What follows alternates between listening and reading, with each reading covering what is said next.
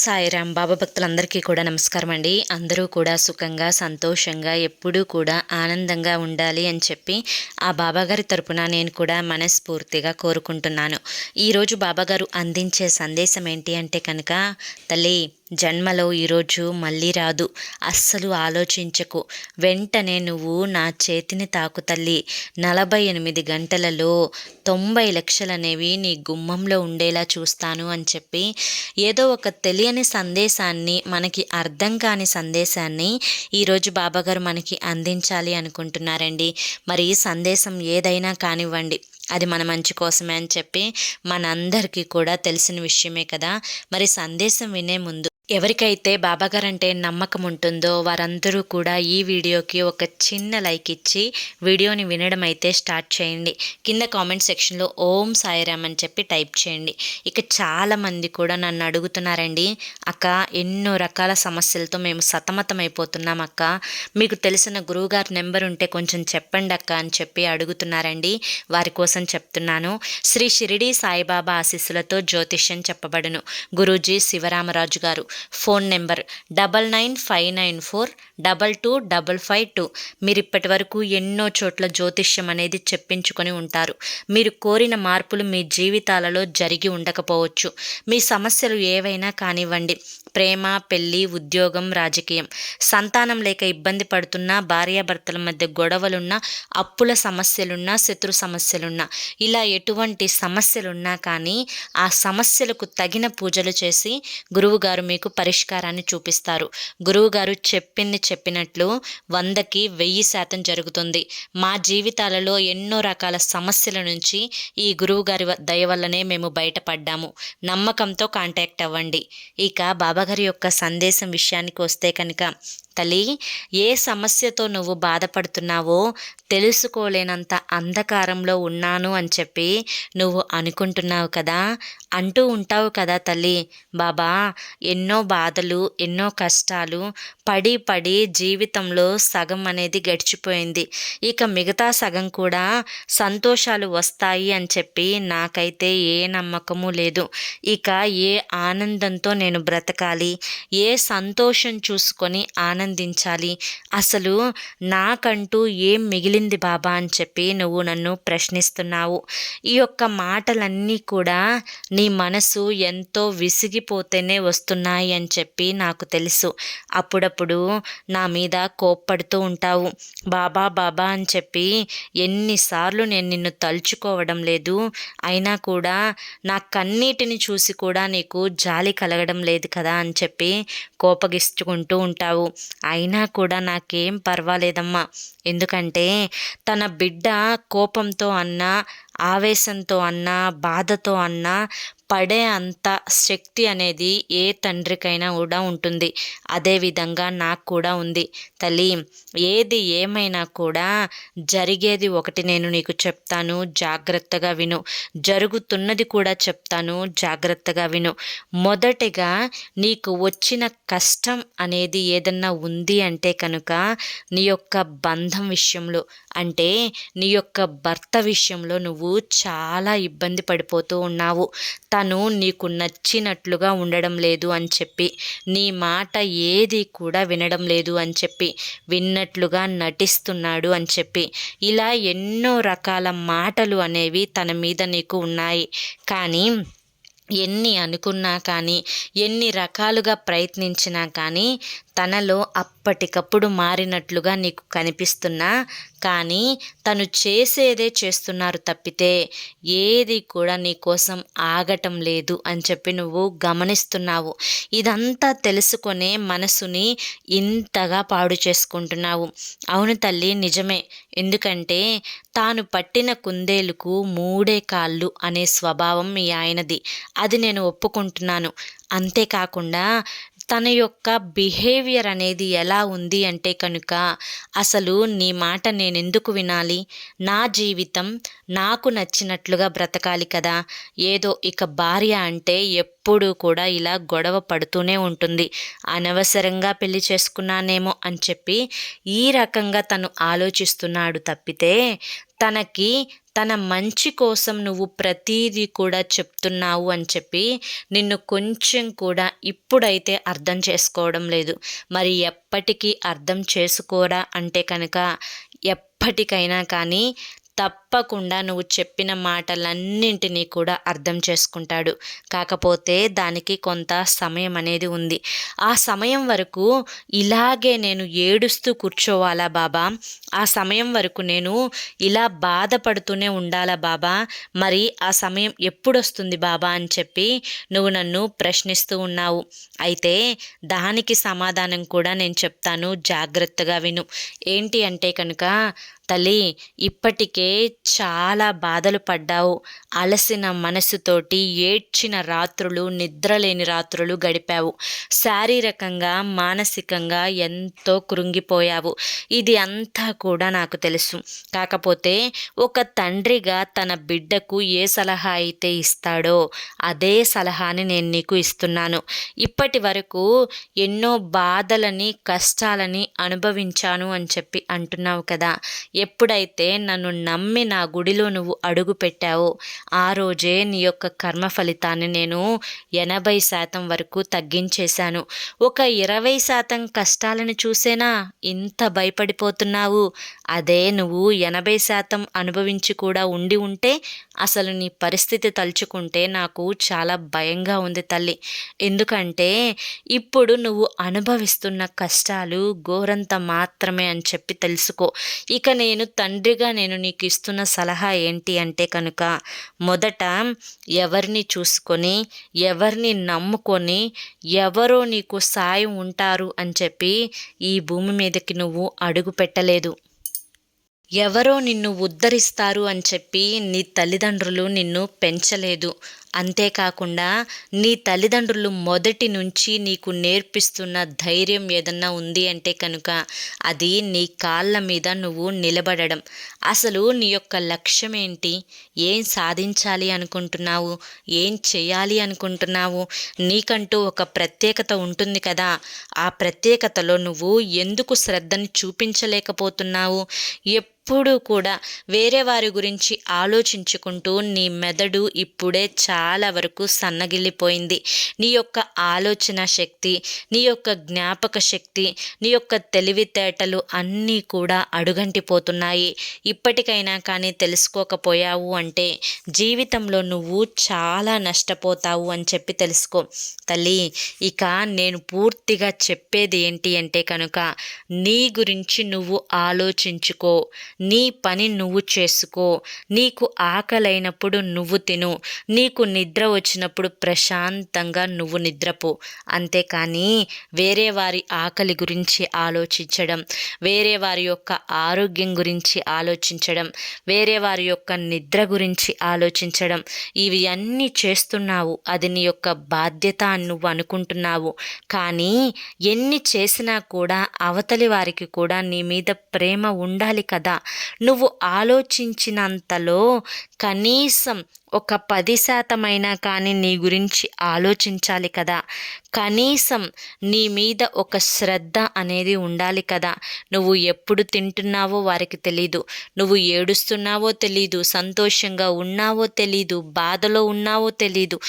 ఏది కూడా నీ గురించి రవ్వంత కూడా పట్టించుకోకుండా వారి యొక్క శరీరపు సుఖం కోసం చెడు వ్యసనాలకు అలవాటయ్యి వారి యొక్క స్వార్థం వారు చూసుకుంటున్నా వారి కోసం నువ్వు ఎందుకు నష్టపెట్టుకుంటున్నావు అని చెప్పి నేను నిన్ను ప్రశ్నిస్తున్నాను. మరి దీనికి సమాధానం ఏం చెప్తావో నాకు చెప్పు తల్లి. ఇక తర్వాత రెండవది నీ ఆలోచన ఏంటి అంటే కనుక, అందరూ ఉన్నా కానీ అనాథలా బ్రతుకుతున్నాను బాబా. ఒంటరిగా అనిపిస్తుంది, ఎవరు లేనట్లుగా అనిపిస్తుంది. అందరి కోసం ఆలోచిస్తున్నాను. నేనొక్కదాన్నే కదా బాబా. నా ఒక్కదాని కోసం కనీసం ఎవ్వరూ కూడా ఒక్క నిమిషం కూడా ఆలోచించడం లేదే అని చెప్పి కూడా బాధపడుతున్నావు. తల్లి, ఏ బంధం కూడా శాశ్వతం కాదు. ఏ యొక్క ఆ రిలేషన్షిప్స్ ఏవైతే ఉంటాయో, ఒక బిడ్డకు తల్లి నుంచి, తల్లికి బిడ్డ నుంచి, భార్య నుంచి భర్తకు, భర్త నుంచి భార్యకు, తల్లిదండ్రుల యొక్క రిలేషన్షిప్స్ ఏవైతే ఉంటాయో ఇవన్నీ కూడా ఎంతవరకు అంతవరకు మాత్రమే తల్లి. ఇది నువ్వు ఒప్పుకున్నా ఒప్పుకోకపోయినా అక్షర సత్యం అని చెప్పి తెలుసుకో. కనుక నేను మొత్తానికి చెప్పేది ఏంటి అంటే కనుక, నీ బాధ్యతను నువ్వు నెరవేర్చు, నీ బాధ్యత కోసం నువ్వు కష్టపడు, కానీ దానికోసం నిన్ను నువ్వు నష్టపరుచుకోకు అని చెప్పి చెప్తున్నా. కనుక ఎవరో విలువ ఇవ్వని వారి కోసం, ఎవరో నిన్ను గౌరవించని వారి కోసం నీ యొక్క విలువను, నీ యొక్క గౌరవాన్ని అడుగంటించుకునే ప్రయత్నం చేస్తున్నావు. జాగ్రత్త. ఆ ప్రయత్నం ఇప్పటికైనా కానీ మానుకోకపోతే జీవితంలో చాలా నష్టాలు నువ్వు చూడాల్సి వస్తుంది అని గుర్తుంచుకో అని చెప్పి నీకు మళ్ళీ మళ్ళీ నేను చెప్తున్నాను. తల్లి, నీలో ఎన్నో రకాల భావాలు, ఎన్నో రకాల ఆందోళనలు, ఎన్నో రకాల ఒత్తిడులు, కొన్ని అప్పటికప్పుడు పోనీలే సర్దుకుపోదాము అని చెప్పి నీ మనసుకు అనిపిస్తున్నా కానీ మరికొన్ని విషయాల పట్ల ఓర్పు అనేది నీకు నశించిపోతుంది. ఆ యొక్క ఓర్పు నశించిపోయినప్పుడు నీకు కోపం అనేది కట్టలు తెంచుకొని వస్తుంది. ఈ కోపం అనేది నిన్ను ఎప్పుడైతే నిన్ను పట్టుకుంటుందో ఆ క్షణం నుంచే నిన్ను నాశనం చేయడం అనేది మొదలు పెడుతుంది. విన్నావు కదా తల్లి, తన కోపమే తనకి శత్రువు అన్నమాట. నువ్వు కోపంగా ఉండడం వల్ల నీకు బీపీ పెరుగుతుంది, తలనొప్పి వస్తుంది. నీ యొక్క మెంటాలిటీ ఏదైతే ఉంటుందో అదంతా కూడా చాలా బాధాకరంగా మారిపోతుంది. అదొక రిలాక్సేషన్ అనేది పూర్తిగా నీ మనసు నుంచి వెళ్ళిపోయి ఎప్పుడు కూడా ఆందోళనగా, స్ట్రెస్గా ఉంటావు. అసలు నువ్వు అద్దంలో చూసుకున్నావా ఎప్పుడన్నా నీ ముఖం అనేది అంతకుముందు ఎలా ఉంది, ఇప్పుడు ఎలా ఉంది అని చెప్పి? ఇదంతా దేనికోసం, ఎవరి కోసం తల్లి? ఒక్కసారి ఆలోచించుకో, నిన్ను నువ్వు ప్రశ్నించుకో. అద్దంలో చూసుకున్నప్పుడు అయ్యో ఏంటి నేను ఇలా అయిపోతున్నాను, ఏం సాధిస్తాను ఇలా అయిపోవడం వల్ల అని చెప్పి ఒక్కసారి ప్రశ్నించుకో. అన్ని నిజాలు బయటికి వస్తాయి. ఎందుకంటే ఎవరి అంతట వారి మనస్సులో మారాలి అని అనుకున్నప్పుడు మాత్రమే వారు మారగలుగుతారు. నువ్వు చెప్పావనో లేదా వేరెవరో చెప్పారు అనో వారి యొక్క నిర్ణయాలను, వారి యొక్క అలవాట్లను మార్చుకోరు తల్లి. ఇది నువ్వు గుర్తించాలి. కనుక చక్కగా నువ్వు అద్దంలో చూసుకొని ఎంత అందంగా రెడీ అవ్వగలుగుతావో, నీ యొక్క సంతోషం ఎలా రెడీ అయితే రెట్టింపు అవుతుందో అలా నువ్వు రెడీ అయ్యే ప్రయత్నాన్ని చెయ్యి. దానికి తగ్గట్లుగా ఇప్పటి వరకు ఉన్న బాధలన్నింటినీ కూడా మర్చిపోయి ఈ క్షణం తల్లి, మళ్ళీ చెప్తున్నాను, ఈ క్షణం నుంచి నువ్వు సంతోషంగా ఉండడం మొదలుపెట్టు. ఎప్పుడు ఏడ్చేవారికి ఆ ఏడుపు అనేది వెన్నంటే ఉంటుంది అని గుర్తుంచుకో. ఎప్పుడు బాధలో కూడా సంతోషాన్ని వెతుక్కుంటూ నవ్వుకుంటూ ఉండేవారికి ఆ యొక్క సంతోషం అనేది వెన్నంటే ఉంటుంది తల్లి. ఇది నువ్వు ఒప్పుకున్నా ఒప్పుకోకపోయినా అక్షర సత్యం. కనుక భగవంతుడంతటి వాడే ఎన్నో కష్టాలను పడి వారు కోరుకున్నవి దక్కించుకున్నారు. అటువంటిది ఒక మానవ స్త్రీవి నువ్వు. ఇక ఈ విధంగా కష్టాలు పడడం పెద్ద గొప్పేమీ కాదు తల్లి. ఇలా అంటున్నాను అని చెప్పి నీ మనసుకి కొంచెం బాధ కలగవచ్చు, కానీ నీలో ధైర్యాన్ని తీసుకురావడం కోసమే ఈ విధంగా నేను మాట్లాడుతున్నాను అని చెప్పి గుర్తించమ్మా. ఎందుకంటే తల్లి, నా బిడ్డ సంతోషమే నాకు ముఖ్యం, నా బిడ్డ ఆనందమే నాకు ముఖ్యం. ఈ క్షణం నుంచైనా కానీ లోకుల గురించి, పక్కవారి గురించి, పక్కింటి వారి గురించి, ఆప్తులు అనే రాబంధువుల గురించి, బంధువుల్లాగా పీక్కు తినే ఆ యొక్క రాబంధువుల గురించి, వీళ్ళందరి గురించి అవసరానికి మాత్రమే మాత్రమే వాడుకొని అవసరం తీరిన తరువాత నువ్వెవరో నేనెవరో అనుకునే బంధాల గురించి వీటన్నింటి గురించి పక్కన పెట్టేసి అసలు నీ గురించి నువ్వు ఆలోచించుకునే ప్రయత్నాన్ని మొదలుపెట్టు. అప్పుడే నీ జీవితంలో అసలు విజయం అనేది మొదలవుతుంది తల్లి. కొత్త కొత్త సంతోషాలు అనేవి నీ జీవితంలో ఎన్నో రానున్నాయి. ఈ విధంగా నువ్వు ఎప్పుడు కూడా డిప్రెషన్లోకి వెళ్ళిపోయినట్లుగా ఉంటే కనుక నువ్వు ఫ్యూచర్లో నీ కోసం ఎదురు చూసే సంతోషాలను నువ్వు చూడలేకపోతావు. ఎందుకు చెప్తున్నాను అని చెప్పి అర్థం చేసుకో. నీ యొక్క సొంత బంధమైనా కానీ నిన్ను కష్టపెట్టినప్పుడు ఆ బంధానికి బాధ్యతగా నువ్వు ఏం చేయగలవో అంతవరకే చేసేయి. ఏదైనా కానీ పెదవుల వరకే కానీ మనసు వరకు కూడా ఏ కష్టాన్ని కానీ ఏ నొప్పిని కానీ రానివ్వకు. గుర్తుంది కదా. ఇక ముఖ్యమైన విషయం వస్తే కనుక నీకు నీ యొక్క జీవితం బాగుపడడానికి డబ్బు అనేది నీకు చాలా అంటే చాలా అవసరం. ఆ డబ్బు కోసం ఎన్నో గొడవలు, ఎన్నో కష్టాలు, ఎన్నో బాధలు, ఎన్నో అవమానాలు, ఎన్నో తిట్లు, ఎన్నో గొడవలు ఇవన్నీ కూడా జరిగాయి. కానీ నీకు దక్కాల్సినంత మాత్రం నీకు దక్కకుండా పోతుంది. కనుక నీకు నేను 48 గంటలలోపు నువ్వు ఎదురు చూస్తున్న ధనం ఏదైతే ఉందో ఏ వైపు నుంచి నువ్వు ధనం రావాలి అని చెప్పి కోరుకుంటున్నావో, ఎవరైతే నీ దగ్గర ధనం తీసుకొని వదిలి నీకు ఇవ్వకుండా వాళ్ళే నిన్ను మోసం చేయాలి అని చెప్పి అనుకున్నారో వారే స్వయంగా వారి చేతులతో ఆ ధనాన్ని తెచ్చి నీ చేతుల్లో పెడతారు. ఇక అంతేకాకుండా నీకు ధనం రాబడి కోసం ఎటువంటి పని అంటే ఉద్యోగరీత్యా కానీ వ్యాపార రీత్యా కానీ ఎటువంటి పని చేస్తే నీకు ధనం అనేది అందుతుందో ఆ ధనం అనేది నీకు ఆ వచ్చే గడియలు అనేవి 48 గంటలలోపు చాలా ఎక్కువగా నీకు ఉన్నాయి తల్లి. ఎవరైతే నువ్వు ఇది చూస్తున్నావో వారందరికీ కూడా మళ్ళీ మళ్ళీ చెప్తున్నాను, నీకు లక్ష్మీ ద్వారాలు అనేవి తెరుచుకున్నాయి. ఈ విధంగా లక్ష్మీ ద్వారాలు అనేవి తెరుచుకున్నప్పుడు నువ్వు ధనం కోసం చేసే ప్రయత్నం ఏదైతే ఉంటుందో అది నీకు తప్పకుండా ఫలిస్తుంది. కనుక ఏ ప్రయత్నం చేస్తే నీ ధనం అందుతుంది అని చెప్పి నీ మనసులో నీకు ఇప్పుడు అనిపిస్తుందో వెంటనే ఆలోచించకుండా ఆ ప్రయత్నం కనుక నువ్వు మొదలు పెట్టావు అంటే కనుక 48 గంటలలోపే నువ్వు ఆశించినంత ధనం, కనీసం 90 లక్షల ధనమైనా కానీ నీ గుమ్మంలో ఉంటుంది తల్లి. ఇక ఆ ధనం వచ్చిన తర్వాత నిన్ను అవమానించిన వారు, నిన్ను ఏడిపించిన వారు, నిన్ను దుఃఖంలోకి నెట్టిన వారు, ఎవరైతే నిన్ను లెక్క లేకుండా చూశారో వారందరి నోర్లు కూడా మూతపడతాయి. ఇక అవకాశం అనేది నీకు వస్తుంది తల్లి. ఈ అవకాశాన్ని మాత్రం నువ్వు దయచేసి చేజార్చుకోవద్దు అని చెప్పి మళ్ళీ మళ్ళీ చెప్తున్నాను. నా బిడ్డ ఎప్పుడూ కూడా ఒకరి మీద ఆధారపడకూడదు. ఒకరి కోసం వారు వచ్చేంత వరకు వారి యొక్క పనుల కోసం నా బిడ్డ ఎప్పుడూ కూడా చెయ్యి చాపకూడదు. నా బిడ్డ ఎప్పుడూ కూడా తన కాళ్ళ మీద తాను నిలబడాలి. తన యొక్క సొంత కర్తవ్యాలను తాను నెరవేర్చుకోగలగాలి. కనుకనే నేను నీ వెన్నంటే ఉండి ఈ సహాయం చేస్తున్నాను అని చెప్పి నువ్వు ఆశించు. బిడ్డ, నేను ఇందాక చెప్పినట్లుగా కష్టాలు అనేవి నీటి మీద బుడగల లాంటివి. అవి ఎంతోసేపు నిలిచి ఉండవు అని చెప్పి గమనించు.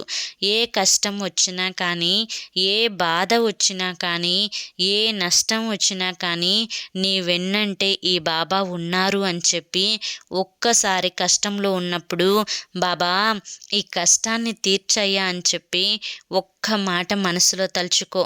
పిలవంగానే వెంటనే నేను నీ యొక్క కష్టం తీర్చడానికి పరిగెత్తుకుంటూ వస్తాను అని చెప్పి మాత్రం మర్చిపోవద్దు తల్లి. ఏ కష్టంలోనైనా, సుఖంలోనైనా, దుఃఖంలోనైనా, ఆనందంలోనైనా అన్నింటా కూడా ఈ బాబా ఉన్నారు అని చెప్పి నువ్వు నమ్ము తల్లి. నీ నమ్మకమే నిన్ను గొప్ప దారిలో పెడుతుంది. ఆ నమ్మకాన్ని, నా చేతిని మాత్రం ఈ జన్మలో విడవద్దు తల్లి. నీకు అంతా కూడా శుభమే జరుగుతుంది. నువ్వు కోరుకున్న కోరికలన్నీ కూడా నెరవేరుతాయి. ఉంటాయి. నన్ను నమ్మి ఈ సందేశం విన్నావు కాబట్టి నీ యొక్క ధనం ఏదైతే ఉందో అది 48 గంటల్లో నిన్ను తప్పకుండా చేరుకుంటుంది అని చెప్పి ఈరోజు బాబాగారు మనకి చాలా చక్కటి సందేశాన్ని అందించారండి. మరి ఈ సందేశంలో ఎంతో గొప్ప ఆంతర్యం ఉంది కదా. మరి ఈ సందేశం మీ అందరికీ కూడా నచ్చింది అనుకుంటున్నాను. నచ్చింది అనిపిస్తే చూసి వెళ్ళే వాళ్ళు తప్పకుండా ఒక చిన్న లైక్ ఇవ్వండి ఫ్రెండ్స్. మొదటిసారి సాయి పిలుపు ఛానల్లోకి వచ్చినట్లయితే కనుక సబ్స్క్రైబ్ చేసుకొని సపోర్ట్ చేయండి. మరి రేపు మరొక మంచి సందేశంతో తప్పకుండా కలుసుకుందాం. అంతవరకు కూడా బాబా ఆశీస్సులు అనేవి మీపై ఉండాలి అని చెప్పి మనస్ఫూర్తిగా కోరుకుంటూ సర్వే జనా సుఖినో భవంతు. ఓం సాయిరామ్.